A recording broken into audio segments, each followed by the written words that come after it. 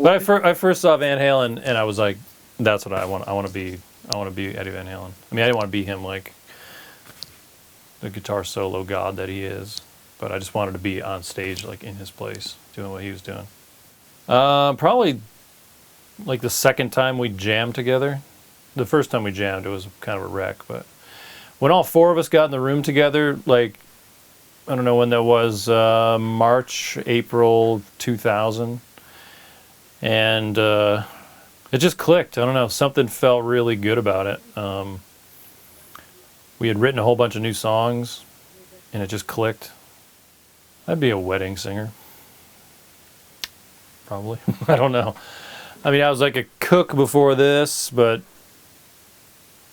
I don't know what I would do if I wasn't in a band. Not anymore, you know.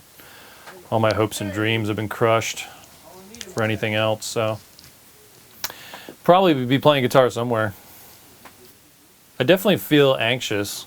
I don't really ever feel nervous, because I think that Mastodon, it goes through some pretty rigorous judgments, and you know, everything has to pass through everybody's, you know, filters in the band, so it's not like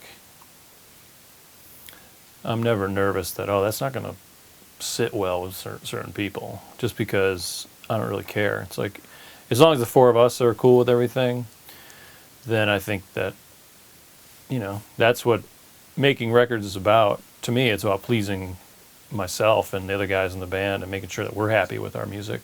And if other people choose to like it, that's great. And they have, and that's why we have fans, and that's awesome. We wouldn't be doing what we're doing without the fans. But do we cater to the fans? I mean, not really. I don't really ever think we have to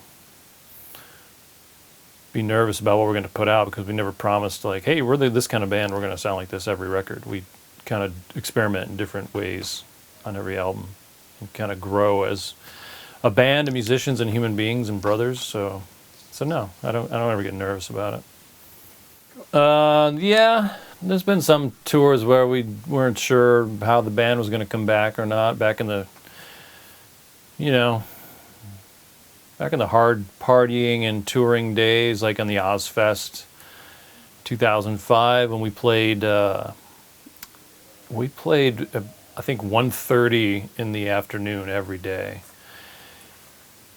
And then, you know, some of us, I mean, we would just, and then when the show was over, it was only like 2 o'clock in the afternoon. So we'd just be partying all night, partying all day and then all night, and then get on the tour bus. Some nights there was no sleeping. It was just all partying and, you know, basically just, you know, partying ourselves to death. And, you know, certain things would happen. We got kicked off one or two of the shows, and I don't know, I didn't know. You know, I was mad, and we were all mad, and we'd just been touring a lot and partying too much. So that, you know, that happens when you're four guys packed in a tour bus with, you know, endless amounts of booze and a 1 o'clock stage time. Most emotional? I don't know. I don't tend not to get too emotional on stage, but there was a moment when we were playing at Madison Square Garden on the Alice in Chains Deftones tour. And first of all, to be playing Madison Square Garden was pretty fucking high up there on my lists of awesome, you know, places to play in the world. And my kids were there, and they were probably, you know, 4 and 6 years old, or 5 and 7 years old.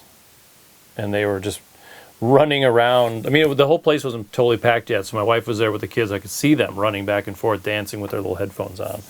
And I was just like, oh man, there's my kids. I'm on stage in Madison Square Garden. This is fucking amazing, you know.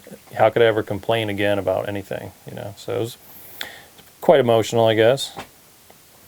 I would probably idolize myself at 15, because, I mean, I was very easily impressed by, I grew up in a very small town in upstate New York, and I mean, I used to idolize the guitar player in a band called Anesthesia, who was he was a guitar player in a Metallica cover band back when I first got into Metallica. His name was Greg Sprulis, who's goes by Gregory Paul now.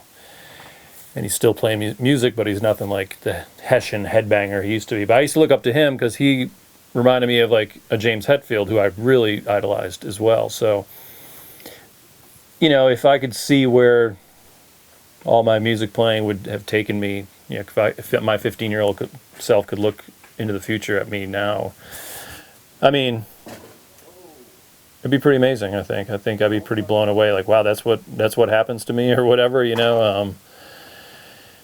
Just seeing it from the outside, like knowing all the trials and tribulations and work and all the things behind the scenes, knowing all that, it'd be different. But just having a glimpse of like, because, you know, it's like, I think I am that person to certain kids.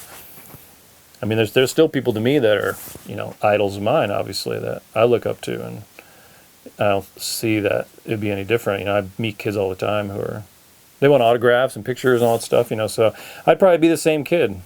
I'd just be like, wow, you're me, but older.